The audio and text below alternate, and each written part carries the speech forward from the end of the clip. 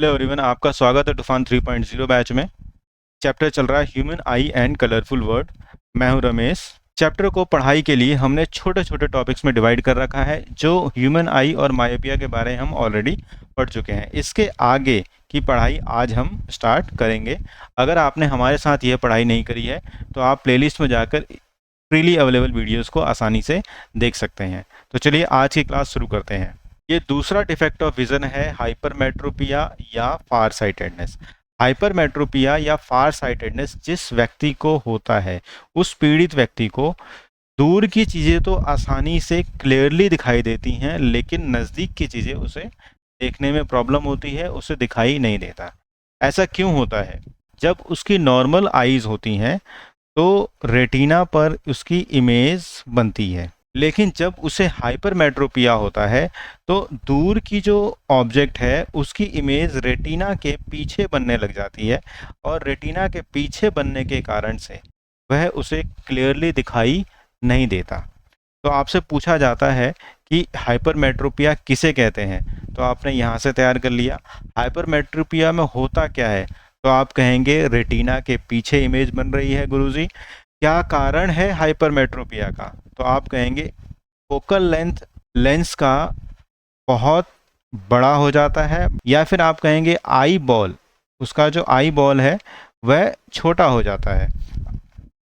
इसका करेक्शन करने के लिए हमें कॉन्वेक्स लेंस की ज़रूरत होती है, जो हर व्यक्ति के लिए अलग अलग पावर का मौजूद होता है। जैसे ही हम कॉन्वेक्स लेंस लगाते हैं तो ये जो रेज आती हैं दूर वाली, वह पहले थोड़ा मुड़ जाती हैं, और पहले थोड़ा मुड़ने के बाद दोबारा हमारे अपने लेंस से मुड़ती हैं, तो फिर वह रेटिना के ऊपर इमेज बन जाती है। तो यह 5 नंबर का सवाल आपका पूरा होता है, जिसमें आपसे पूछा जाता है कि हाइपरमेट्रोपिया कहते किसे हैं। हाइपरमेट्रोपिया होने के बाद रेटिना के पीछे इमेज बनती है। कारण क्या है हाइपरमेट्रोपिया का, और इसको सही कैसे किया जाए। आइए अब जानते हैं प्रेस बायोपिया के बारे में, जिसे हम ओल्ड एज हाइपरमेट्रोपिया भी कहते हैं। ये जो भी व्यक्ति ओल्ड होते हैं, कभी ना कभी उनके ओल्ड एज में यह देखने को मिलता है। इसमें होता क्या है? एक्चुअल में पावर ऑफ एकोमोडेशन, जो हमारी आई की पावर है कि वह फोकल लेंथ को एडजस्ट करता है, वह कम हो जाती है या फिर ख़त्म हो जाती है। तो दूर की चीज़ों को तो ऑब्जेक्ट्स को हम आसानी से देख पाते हैं, लेकिन नज़दीक का जो पॉइंट है हमारा 25 सेंटीमीटर, यह 25 सेंटीमीटर बढ़ के 35 सेंटीमीटर या 45 सेंटीमीटर ऐसे हो जाता है। इस कारण से आपने देखा होगा कि ओल्ड एज पर्सन पार्क में बैठे हैं या अपने घर में बैठे हैं, न्यूज़पेपर पढ़ रहे हैं, तो वो दोनों हाथ आगे करके, आगे फैला के न्यूज़पेपर को दूर से पढ़ते हैं। कहते हैं कि वहाँ से हमें अच्छे से दिखाई दे रहा है और नज़दीक करने पे अच्छे से दिखाई नहीं दे रहा। तो ऐसे व्यक्ति प्रेस बायोपिया से पीड़ित हैं। आप देख रहे होंगे इस फिगर में, ये तो नॉर्मल आई है, इमेज रेटिना पे बन रही है। अगर प्रेस बायोपिया होता है उस व्यक्ति को, तो प्रेस बायोपिया के कंडीशन में इमेज रेटिना के पीछे, जो कि हाइपरमेट्रोपिया में होता है, वैसा हो जाता है। इसमें सिलेरी मसल वीक हो जाती है, इस कारण से ऐसी प्रॉब्लम आती है।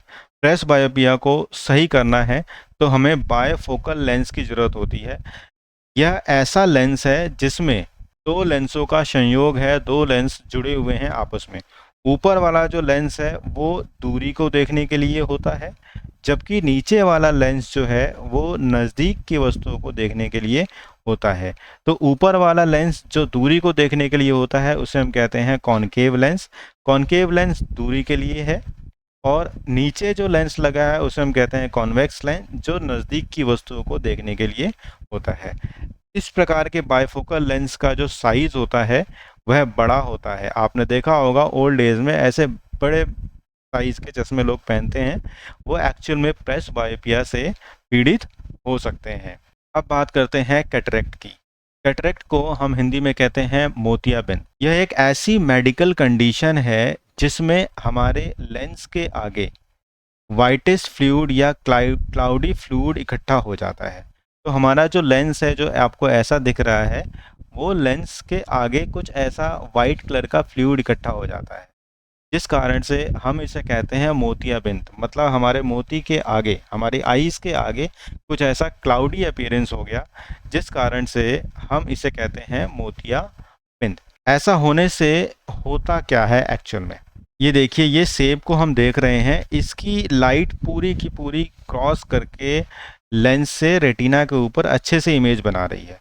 जबकि अगर मोतियाबिंद हो जाता है, कैटरैक्ट हो जाता है, तो उस केस में लाइट तो जाती है, लेकिन धुंधला क्लाउडीपन होने के कारण से उस क्लाउडी अपीयरेंस से लाइट फट जाती है इधर उधर और रेटिना पर क्लियर इमेज नहीं बन पाती।